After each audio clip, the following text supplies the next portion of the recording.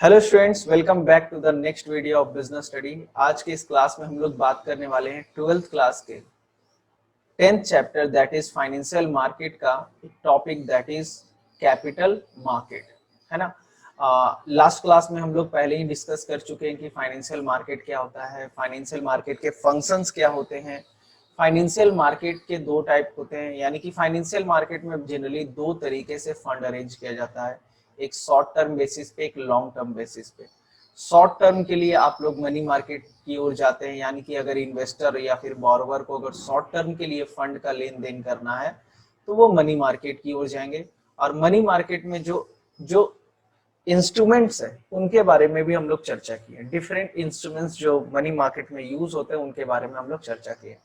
और आज हम लोग चर्चा करेंगे कैपिटल मार्केट के बारे में, यानी कि वो मार्केट जहां पर medium term and long term share, debenture, securities, bond का लेन देन होता है, जहां पर लॉन्ग टर्म फंड अरेंजमेंट किए जाते हैं, जहां पर बोरोवर और सेवर आपस में इंटरेक्ट करते हैं, बिजनेस फाइनेंशियल ट्रांजेक्शन में डील करते हैं और एक कॉन्ट्रैक्ट क्रिएट करते हैं फॉर लॉन्ग टर्म पर्पस या फिर मीडियम टर्म पर्पस। यानी कि किसी भी कंपनी को अगर एक साल से अधिक समय के लिए फंड चाहिए या फिर किसी भी सेवर को इन्वेस्ट करना है एक साल से अधिक समय के लिए, तो वो कहाँ जाएगा? कैपिटल मार्केट में जाएगा। तो कैपिटल मार्केट में शेयर, डिवेंचर, प्रीफरेंस शेयर, कोई भी गवर्नमेंट अगर बॉन्ड बेचती है एक साल से अधिक समय के लिए, जैसे किसान विकास पत्र हो गया, डिफरेंट डिफरेंट स्कीम के थ्रू माध्यम से सरकार जो है फंड भी अरेंज करती है, आम जनता से हो गया या फिर कंपनी से हो गया, फाइनेंशियल इंस्टीट्यूशन से हो गया, तो सारा कहाँ होगा? कैपिटल मार्केट में होगा। अब कैपिटल मार्केट का भी दो क्लासिफिकेशन है, एक प्राइमरी और एक सेकेंडरी।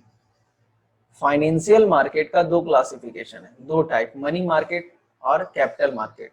और कैपिटल मार्केट का भी दो क्लासिफिकेशन है, आपका है प्राइमरी मार्केट और सेकेंडरी मार्केट।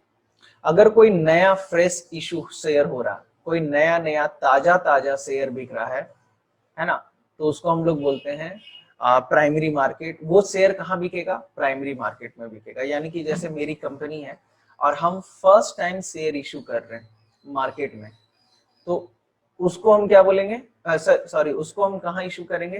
प्राइमरी मार्केट में इशू करेंगे। देखिए, कैपिटल मार्केट में ही इशू होगा शेयर अगर लंबे समय के लिए कर रहे हैं तो, मगर चूंकि फर्स्ट टाइम इशू हो रहा है इसलिए वो कहाँ जाएगा? प्राइमरी मार्केट में जाएगा। ठीक है, कहाँ जाएगा? प्राइमरी मार्केट में। पर उसी शेयर को आप खरीद लिए और आपको एक समय आया कि पैसे का जरूरत पड़ा और आप किसी को बेचना चाहते हैं, तो आप कहाँ जाएंगे? फिर सेकेंडरी मार्केट के माध्यम से आप बेचेंगे। तो ये प्राइमरी मार्केट, सेकेंडरी मार्केट का कोई स्पेशल ज्योग्राफिकल लोकेशन नहीं होता। बेसिकली ये सारा मार्केट वर्चुअली आज के डेट में रन करता है, सारा ऑनलाइन माध्यम से, सारा ई ट्रांजेक्शन के माध्यम से रन करता है जनरली आज के डेट में। ठीक है, इसका कोई फिक्स्ड लोकेशन, ज्योग्राफिकल बाउंड्री नहीं है। चलिए तो शुरू करते हैं और समझते हैं कि आखिर ये कैपिटल मार्केट क्या होता है और इसके फंक्शंस क्या हैं, फीचर्स क्या हैं। अच्छा, बात करें कैपिटल मार्केट की, तो कैपिटल मार्केट में क्या होता है? जनरली इन्वेस्टर्स अपना पैसा इन्वेस्ट करते हैं, अपना हार्ड अर्न मनी को इन्वेस्ट करते हैं और ये एक्सपेक्टेशन रखते हैं कि मेरा पैसा भी सेफ रहेगा और जब जरूरत पड़े मुझे वापस वो पैसा भी मिल जाएगा, और एक अच्छा रिटर्न का एक्सपेक्टेशन रखता है कोई भी इन्वेस्टर। कोई भी इंसान अगर इन्वेस्ट कर रहा है, अपना हार्ड अर्न मनी इन्वेस्ट कर रहा है, तो उसके अंदर बस एक ही एक्सपेक्टेशन रहता है कि उसको एक अच्छा बेनिफिट मिले, साथ ही साथ उसके पैसे को एक सेफ्टी मिले। यानी कि ऐसा ना हो कि कोई धोखाधड़ी हो, जैसे पहले के जमाने में आप लोग सुनते थे कि ये फाइनेंस कंपनी था, ये इंश्योरेंस कंपनी था, ये घोटाला वो घोटाला, मतलब कंपनी लोगों से पैसा ठगी किया, है ना, ये स्कीम वो स्कीम, और बाद में कंपनी भाग गया, है ना। कंपनी सालाना दुगना रिटर्न देने की बात कर रही है। तो कोई भी कंपनी अगर आपको लालच दे कि एक साल में 50% का बेनिफिट, यानी कि 1 लाख दो और 1.5 लाख लेके जाओ, 1 लाख दो 1,30,000 लेके जाओ एकदम श्योर, या फिर कोई कंपनी आपको बोल रहा है एक साल में दुगना तिगुना, तो ये सब कंपनी का प्लान सुनते के साथ आप समझ जाओ कि आपका डुबाने वाला पैसा, कि उन लोग के पास ऐसा जादू का छड़ी नहीं कि एकदम पैसा को रखेगा और जस्ट डबल कर देगा एकदम घुमा के डंडा, है ना। तो कहीं ना कहीं किसी किसी को देगा वो ललचाने के लिए और किसी किसी को डुबाएगा। तो कोई भी इन्वेस्टर नहीं चाहता है कि उसका पैसा डूबे। तो एक आइडियल मार्केट कैसा होना चाहिए, एक आइडियल कैपिटल मार्केट, यानी कि एक ऐसा मार्केट जहां पर इन्वेस्टर अपना पैसा सेफ्टी के साथ रख पाए, वैसा आइडियल वैसा मार्केट होना चाहिए। वो सिक्योर्ड रहे, उसके साथ कोई चीटिंग ना हो, ठीक है ना।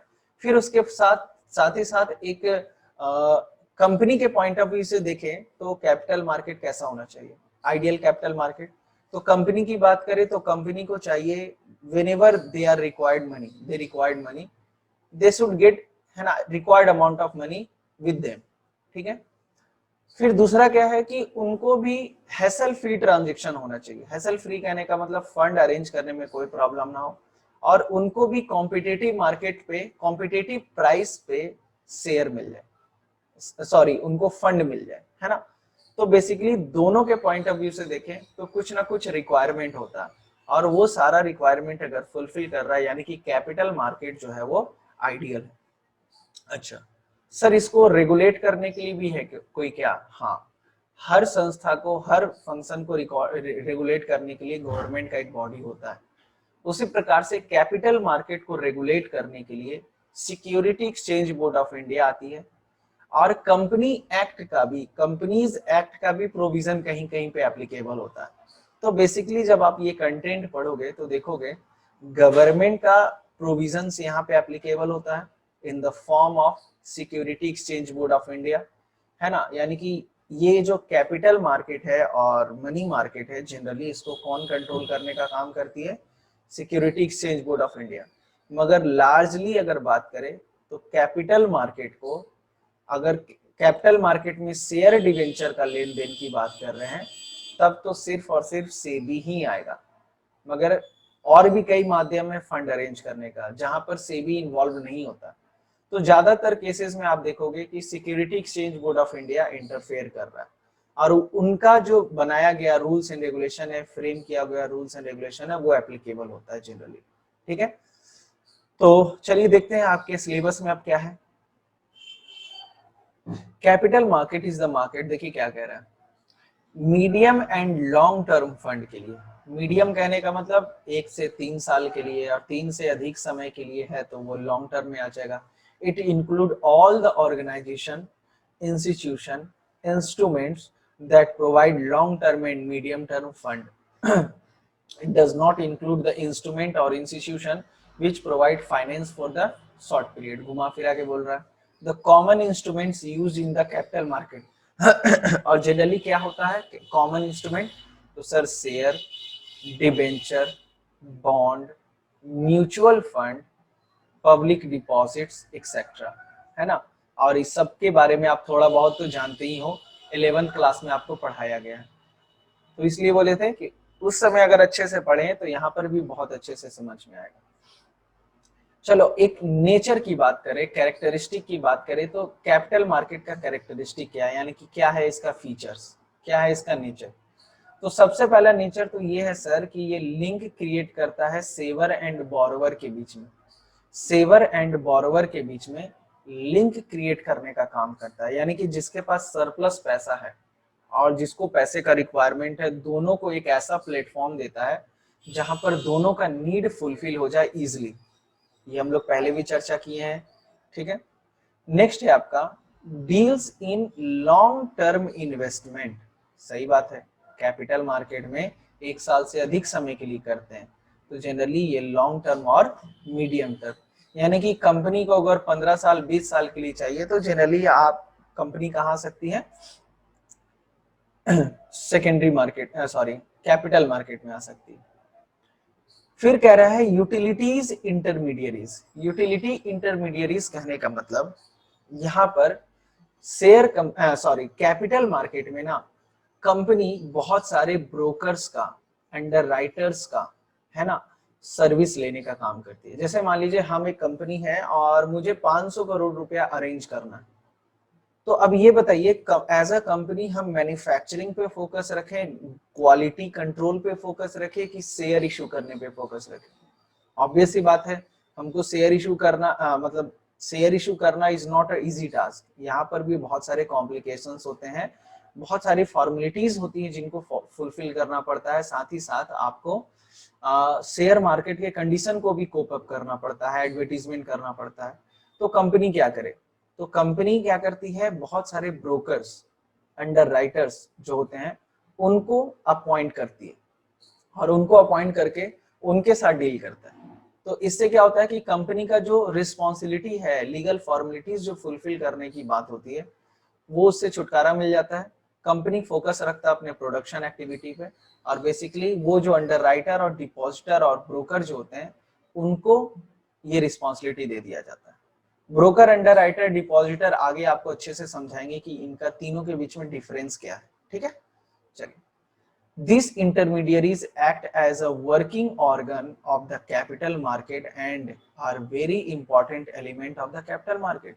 Working organ जैसे कि इंसान के शरीर में एक हाथ होता है ना, उसी तरीके से कैपिटल मार्केट में अंडर राइटर और ब्रोकर नहीं होना तो बहुत ज्यादा प्रॉब्लम हो। इंसान का हाथ पैर नहीं है तो उसको प्रॉब्लम फेस करना पड़ेगा। उसी तरीके से अंडर राइटर, डिपॉजिटर भी अगर ना हो, अगर सही तरीके से सर्विस ना दे तो प्रॉब्लम होता है। फिर नेक्स्ट है डिटर्मिनेंट ऑफ कैपिटल मार्केट। क्या कह रहा है? The activity of capital market determine the rate of capital formation in economy. Capital market में रेट जो है वो खुद से डिसाइड तो होता नहीं है, डिमांड एंड सप्लाई पे होता है। अब डिमांड एंड सप्लाई से एक रेट क्रिएट होता है, और इससे ये भी पता चल जाता है कि हमारे इकोनॉमी में फंड अरेंज करने के लिए जनरली कितना कॉस्ट बियर करना पड़ता है, यानी कि 500 करोड़ 600 करोड़ के लिए कितना कॉस्ट लगेगा। ठीक है, the capital market offer attractive opportunity to those who have surplus fund so that they invest more and more in capital market. और कैपिटल मार्केट एक ऐसा प्लेटफॉर्म देता है सेवर्स को, इन्वेस्टर्स को, उनको, ताकि उनको ज्यादा से ज्यादा बेनिफिट हो, है ना। इन्वेस्टर्स लोग जो है वो क्या करते हैं, अपॉर्चुनिटी फाइंड आउट करते रहते हैं कैपिटल मार्केट में, और जैसे ही उनको बेस्ट अपॉर्चुनिटी मिलता है उससे वो अपना पैसे से फायदा उठाते हैं और प्रॉफिट कमाते हैं, है ना। और जितना वो प्रॉफिट कमाएंगे उतना वो इनकरेज होंगे इन्वेस्टमेंट करने के लिए। ठीक है, एंड लास्ट आपका कह रहा है गवर्नमेंट रूल्स एंड रेगुलेशन। ये तो भाई कॉमन सा चीज है, मतलब ये ना हो तो क्या हो फिर। अब गवर्नमेंट का कंट्रोल ही तो है जो मेक श्योर करता है कि सारा फंक्शन स्मूथली हो। आज के डेट में, पहले आप सुनते होंगे या फिर बहुत जब आप छोटे होंगे उस समय, मेरे सामने तो मेरे फादर के साथ ही ये हुआ कि एक स्कीम में वो इन्वेस्ट करते थे, कंपनी ही गायब हो गई। मतलब तो पहले ये बहुत हुआ करता था, मगर आज के डेट में ये सब चीज नहीं होता है। क्यों नहीं होता है? क्योंकि गवर्नमेंट का जो रूल्स एंड रेगुलेशन है ना वो बहुत स्ट्रिक्ट हो चुका है। आप जनरली नहीं देखोगे कि कोई कंपनी, सुनो, है ना, अभी रिसेंटली आप देखे कि कुछ कुछ कोऑपरेटिव बैंक जो है दिवालिया हो गया। तो दिवालिया हुआ है, वो भागा नहीं है, वो बिजनेस कर नहीं पाया अच्छे से, वो जहां पर इन्वेस्ट किया था वो लोग पैसा डुबा दिए, वो लोग वापस नहीं किए, इसलिए वो लोग पैसा नहीं चुका पा रहे। दिवालिया होना, बैंकरप्ट होना अलग होता है ना। कोई कंपनी अगर मान लीजिए कहीं इन्वेस्ट किया शेयर होल्डर से पैसा लेके, अब वो कंपनी डूब गई, तो इसको ये नहीं कहोगे कि भाग गया कंपनी, भागा थोड़ी है, कंपनी को लॉस हुआ उस वजह से, उसको वो चुका नहीं पा रहा पैसा। मगर कोई कंपनी रातों रात ताला बंद करके, है ना, छोड़ दिया और रफू चक्कर हो गया, और जब ऑफिस में जा रहे तो सिर्फ पंखा लटका हुआ दिख रहा है तुमको, कूलर दिख रहा है, गमला दिख रहा है, फर्नीचर दिख रहा है, तो आम जनता क्या करी, चल भाई पैसा लिया है तो लाओ कूलर में लेके चलो, फर्नीचर लेके चलो। बात समझ में आ रहा है? जिसको जो मिला वो उठा के लेके चले गए, उसको कहते हैं कंपनी लेके भाग गई। मगर सेबी का गाइडलाइन है, स्टॉक एक्सचेंज को कंट्रोल करने के लिए गवर्नमेंट का रूल्स एंड रेगुलेशन है, अलग अलग बॉडीज हैं गवर्नमेंट के जो कि कैपिटल मार्केट को रेगुलेट करती है और स्ट्रिक्ट निगरानी रखती है ताकि किसी भी तरीके का ये सब जो अनहैपनिंग होता है ये ना हो। The capital market operate freely but under the guidance of the government policies. These market functions within the framework of government rules and regulation. जैसे स्टॉक एक्सचेंज, स्टॉक एक्सचेंज के बारे में आगे पढ़ाएंगे आपको, है ना। हालांकि कुछ बच्चे जानते होंगे स्टॉक एक्सचेंज क्या है, कुछ बच्चों के लिए नया होगा, हम आपको एकदम अच्छे से क्लियर कर देंगे आगे। स्टॉक एक्सचेंज जो है वो सेबी के अंडर में काम करता है ना, which is a government body, और सेबी क्या है, गवर्नमेंट का बॉडी। तो कहीं ना कहीं ये जब जो बोगस स्कीम रहता है वो सबका दौर चला गया। अब क्या है, स्ट्रिक्ट कंट्रोल रहता है। और खास बात जानते हो, अगर मान लीजिए कोई कंपनी गलत तरीके से काम किया और सेबी को भनक लग गया या फिर पता चल गया, इन्वेस्टिगेशन हुआ, पता चल गया, इतना हैवी पेनाल्टी इंपोज करेगा कि उस कंपनी का कमर टूट जाता है। तो बेसिकली हर कंपनी कोशिश करती है कि सेबी के निगरानी में, सेबी के रडार में ना आए वो। बस जो भी कंप्लायंसेस है आप फुलफिल करेंगे मगर सेबी के रडार में नहीं आएंगे। जैसे सीबीआई है ना, उसी तरीके से सेबी भी है। अच्छा, एक आइडियल कैपिटल मार्केट क्या होता है ना, कैपिटल मार्केट कैसा होना चाहिए, where the finance is available at reasonable price. ऐसा मार्केट जहां पे फाइनेंस रीजनेबल, जैसे ना ज्यादा बहुत ज्यादा प्राइस चार्ज हो रहा है और ना बहुत कम प्राइस चार्ज हो रहा है। बहुत ज्यादा अगर कॉस्ट होगा तो कंपनी के लिए नुकसान है और इन्वेस्टर के लिए फायदा है, और बहुत कम कॉस्ट मिल रहा है ना, बहुत कम रेट ऑफ इंटरेस्ट मिल रहा है, रिटर्न मिल रहा है, तो इन्वेस्टर के लिए नुकसान है और कंपनी के लिए फायदा है। तो एक रीजनेबल होना चाहिए, दोनों के लिए बैलेंस्ड होना चाहिए। फैसिलिटेट इकोनॉमिक ग्रोथ, इकोनॉमी में ग्रोथ होना चाहिए। ऐसा कैपिटल मार्केट हो कि वो ग्रोथ को बूस्ट करे। where the market operation are free, fair, competitive, transparent। Transparent होना चाहिए, कोई भी ट्रांजेक्शंस फेयर हो। मतलब ट्रांसपेरेंट कहने का मतलब क्या, अगर कोई चार्जेस है, कोई चार्जेस है तो वो पहले से पता रहे कि हाँ भाई, है ना, सिक्योरिटी ट्रांजेक्शन टैक्स एसटीटी लगता है, ठीक है, एसटीटी लगता है, जीएसटी लग जाता है, तो एसटीटी कितना लगेगा, सिक्योरिटी ट्रांजेक्शन टैक्स कितना लगेगा, जीएसटी कितना लगेगा। अगर मान लीजिए हमको इनकम होता है, प्रॉफिट होता है, तो हमको टीडीएस कितना कटेगा, ये सब चीज पहले से पता होना चाहिए, है ना। ऐसा ना हो कि इनकम कमाए उसके बाद पता चला रहे हमको तो 2 लाख रुपए का प्रॉफिट हुआ था, हाथ में आ रहा है मात्र 1.5 लाख रुपए। क्यों? तो टीडीएस कट गया था, पहले से पता नहीं था। ठीक है, तो इस तरीके का नहीं होना चाहिए। ट्रांसपेरेंट मार्केट होना चाहिए, रूल्स एंड रेगुलेशन क्लियर होना चाहिए और कॉम्पिटेटिव होना चाहिए। Must provide sufficient information to investor. Investor को, जैसे आप देखते हो ना, सोच कर समझ कर इन्वेस्ट कर, या फिर mutual fund are subject to market risk, read all the scheme related document carefully, एकदम फटाफट बोल देता था। ठीक है, तो इन्वेस्टर्स को जो भी स्कीम से रिलेटेड इंफॉर्मेशन है वो मिलना चाहिए, और मस्ट एलोकेट कैपिटल प्रोडक्टिवली, है ना। और जो भी फंड है उसको सही तरीके से एलोकेट किया जाए, सारे सेक्टर्स को पैसा मिले ताकि सारे सेक्टर का ग्रोथ हो। अब मान लीजिए किसी एक सेक्टर को पैसा मिल रहा है, जैसे मान लीजिए फार्मा इंडस्ट्री को खूब फंड मिलता है, मगर कॉस्मेटिक इंडस्ट्री या फिर एफएमसीजी सेक्टर का कोई कंपनी उसको उसका शेयर ही नहीं बिक पाता है, तो इस तरीके का एलोकेशन नहीं होना चाहिए। तो एक आइडियल कैपिटल मार्केट ऐसा होता है। ठीक है, चलिए नेक्स्ट पॉइंट देखते हैं क्या है, types of capital market. Types of capital market क्या होता है, तो बेसिकली हम लोग चर्चा किए 2 तरीके का मार्केट है, secondary market and primary market. Primary market वो मार्केट होता है जहां पर फ्रेश शेयर इशू किए जाते हैं, फ्रेश सिक्योरिटीज इशू किए जाते हैं, एकदम ताजा ताजा।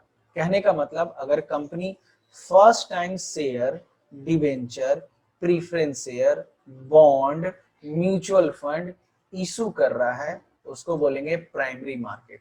यानी कि वो जो इशू होगा वो कहाँ इशू होगा, प्राइमरी मार्केट में इशू होगा, है ना। यानी कि मान लीजिए मेरी कंपनी है और हम अपने कंपनी का शेयर इशू करना चाहते हैं, तो हम कैपिटल मार्केट में जो प्राइमरी मार्केट है उसके माध्यम से शेयर इशू करेंगे।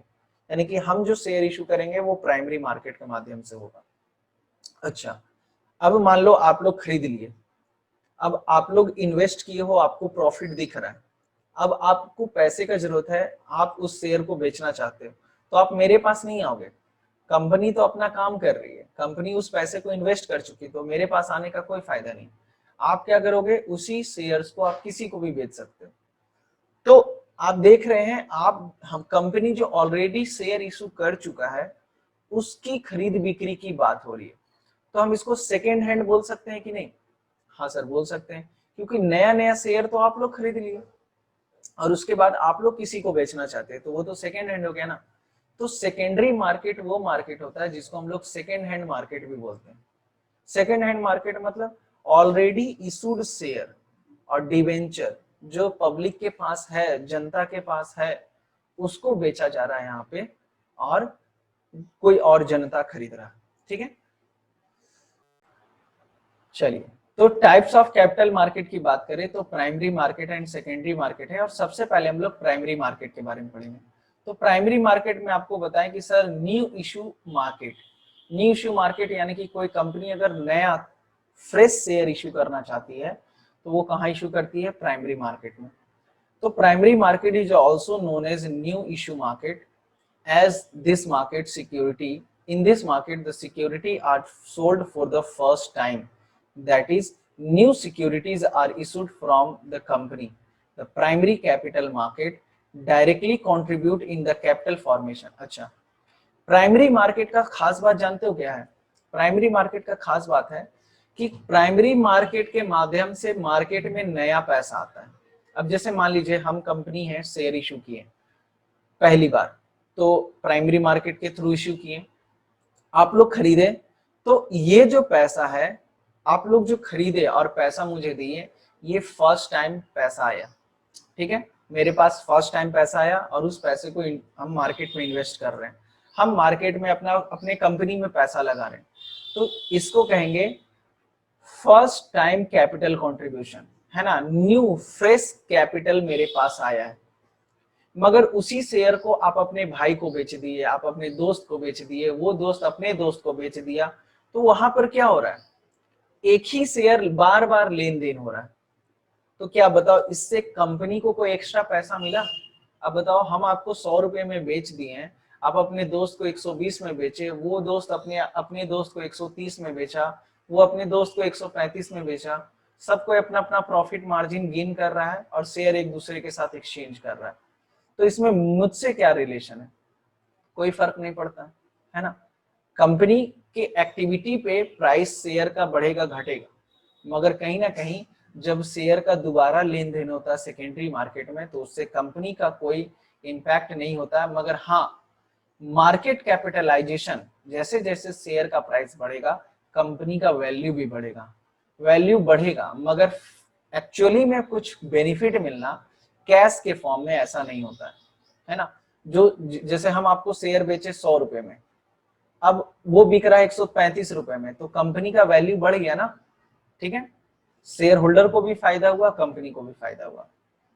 तो वही कह रहा है, primary market company goes directly to investor and utilise these funds for the investment of building plant and machinery. और कंपनी अपना इन्वेस्टमेंट करेगी, चाहे वो प्लांट हो, चाहे मशीनरी हो, चाहे कुछ भी खरीदे।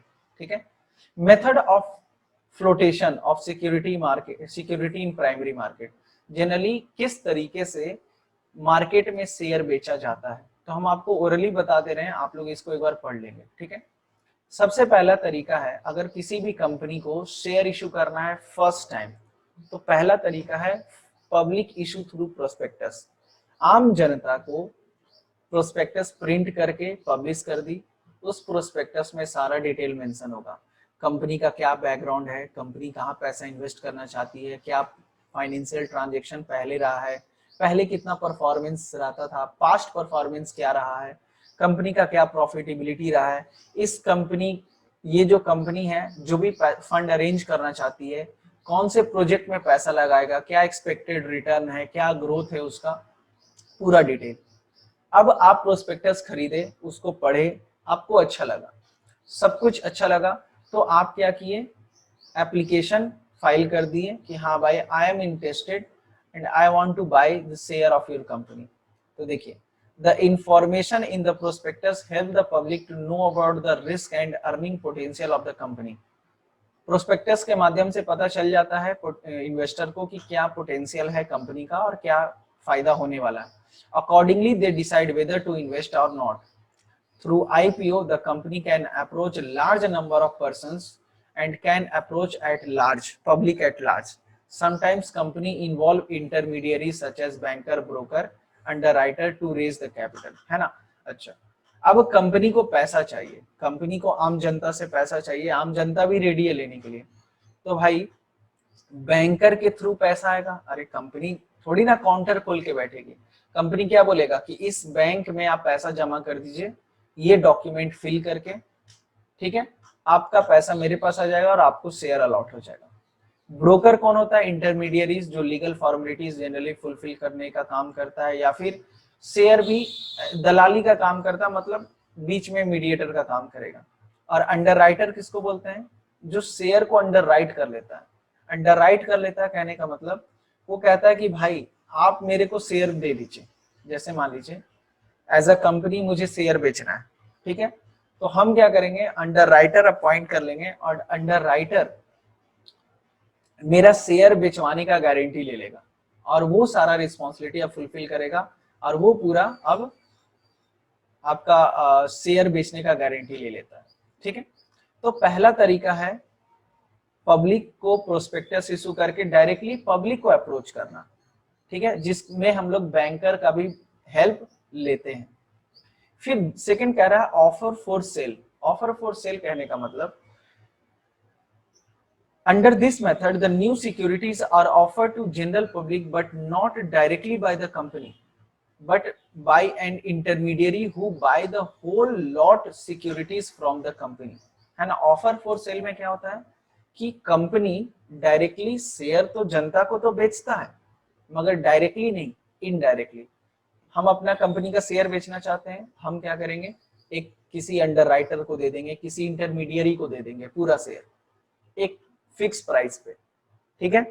अब कंपनी क्या करेगा, जो हम मेरा शेयर खरीदा है वो थोड़ा सा मार्जिन रख के आम जनता को बेच देगा।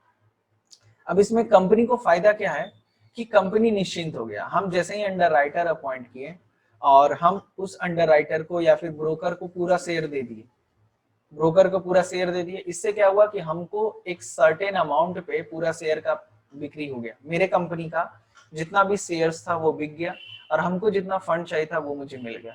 अब वो इंटरमीडियरी जो है आम जनता को थोड़ा ज्यादा प्राइस पे, है ना, बेचेगा और बेनिफिट कमाएगा। तो यहाँ पर बेनिफिट किसको है? कंपनी को बेसिकली देखे तो, क्योंकि उनको एक बार में पूरा लॉट बिक जा रहा है और उनका पैसा, उनका शेयर जो है आम जनता तक भी पहुंच जा रहा है। Generally the intermediaries are the firm और ब्रोकर, है ना, फर्म और ब्रोकर। और इंटरमीडियरीज कौन होते हैं? ब्रोकर होते हैं, underwriters. So sale of security take place two step, दो स्टेप में होता है। पहला स्टेप कंपनी ब्रोकर को बेचेगा और दूसरा स्टेप ब्रोकर किसको बेचेगा? जनता को बेचेगा, ठीक है। तो first step when the company issue security to the intermediaries to face the value and second when the intermediaries issue securities to the general public at higher price। जाहिर सी बात है हायर प्राइस क्यों चार्ज करेगा? क्योंकि उनको भी तो profit होना चाहिए ना। Under this method the company is saved from the formalities and complexion. तो कंपनी को जो डायरेक्टली शेयर इशू करने में जो फॉर्मेलिटीज फॉलो करना पड़ता है उससे वो बच जाता है, ठीक है। नेक्स्ट है तुम्हारा प्राइवेट प्लेसमेंट। प्राइवेट प्लेसमेंट क्या होता है? प्राइवेटली शेयर देना। अब जैसे इसमें भी वही काम होता है, जैसे मान लीजिए कंपनी क्या किया, सिक्योरिटीज इंटरमीडियरीज को दे दिया, ठीक है, मगर अब आम जनता को नहीं दिया जाएगा। कभी कभी ना बहुत सारे banks, financial institution, mutual fund, UTI, SBI bank भी डायरेक्ट कंपनी के शेयर में इन्वेस्ट करता है ना। इन्वेस्टर्स, फाइनेंशियल इंस्टीट्यूशन जो इन्वेस्टमेंट करने का काम करते हैं। तो सेलेक्टेड क्लाइंट को शेयर बेचना, तो प्राइवेट प्लेसमेंट में क्या होता है? प्राइवेटली शेयर दिया जाता है। तो कंपनी क्या करेगा? इंटरमीडियरीज और ब्रोकर के थ्रू ब्रोकर को सारा शेयर दे देगा और इस बार जनता के पास ना जाके प्राइवेटली शेयर देगा। किसी म्यूचुअल फंड को दे दिया, एलआईसी को दे दिया, यूटीआई को दे दिया, है ना। तो इस तरीके से, तो under this method the securities are sold by the company to an intermediary at a fixed price। Security किसको बेच दिया गया, इंटरमीडियरी को बेच दिया गया। And the second step, intermediaries क्या करेगा, sell these security not to general public but to selected client at higher price. ये भी एक तरीका है। तो बस कैटेगराइज कर दे रहा और कुछ नहीं। The issuing company issue prospectus to give the details about the objective, और कंपनी यहां पर भी प्रोस्पेक्टस इशू करेगी, है ना। Under this method the intermediaries issue securities to selected client, जैसे UTI, unit trust of India, LIC, general insurance, mutual fund की जो बहुत सारी एएमसीज हैं उनको बेचा जाता है, ठीक है। और जनरली इसमें पैसा भी बच जाता है, कॉस्ट सेविंग मेथड है ये। और साथ ही साथ ना एक बार में, अब देखो एलआईसी एक दो शेयर नहीं खरीदेगा, यूटीआई एक दो शेयर नहीं खरीदेगा, 500 करोड़ 200 करोड़ 1000 करोड़ का इन्वेस्टमेंट करता है एक बार में, ठीक है। इवन कई बार तो ऐसा होता है कि एलआईसी पूरा का पूरा शेयर कंपनी का खरीद लिया एक बार में। मान लीजिए आप 100 करोड़ का शेयर बेच रहे हैं, 100 करोड़ पूरा एलआईसी खरीद लेगा अकेले, अगर प्रोजेक्ट समझ में आया तो, एलआईसी कंफर्टेबल रहा तो, ठीक है। तो यहाँ पर मैनेजर का फी, एजेंट का फी, कमीशन वगैरह जो है ये आपका थोड़ा रिलायबल हो जाता है। देखिए क्या कह रहा है, the private placement method is a cost saving method as the company is saved from expenses of underwriter fee, manager fee, agent commission, है ना। एक बार ब्रोकर को बेच दिए, अब ब्रोकर जितने में बेच दे तो हमको यहाँ पे कमीशन नहीं देना, हम ब्रोकर को अपने शेयर 100 रुपए में दिए, हमको 100 रुपए मिल जाएगा। अब ब्रोकर उसको 102 में बेचे चाहे 110 में बेचे। Listing of companies name in stock exchange, अच्छा लिस्टिंग भी कराने का जरूरत नहीं पड़ता है। देखो सर ये पॉइंट नहीं समझ में आया, listing of company name in stock exchange, अभी ये आपकी समझने के लिए थोड़ा समय लगेगा क्योंकि स्टॉक एक्सचेंज के बारे में ही नहीं जानते हम लोग। तो स्टॉक एक्सचेंज जब समझ जाएंगे ना तो हम एक बार यहाँ पे रिकॉल करा देंगे कि यहाँ पर क्या था, ठीक है। स्टॉक एक्सचेंज में कब लिस्टेड कराना पड़ता है, जब आप आम जनता को शेयर बेचते हैं, ठीक है। अगर आप प्राइवेटली किसी को बेच रहे हैं तो स्टॉक एक्सचेंज में लिस्टेड कराने का जरूरत नहीं, इसलिए स्टॉक एक्सचेंज पहले पढ़ेंगे तब ये क्लियर हो जाएगा।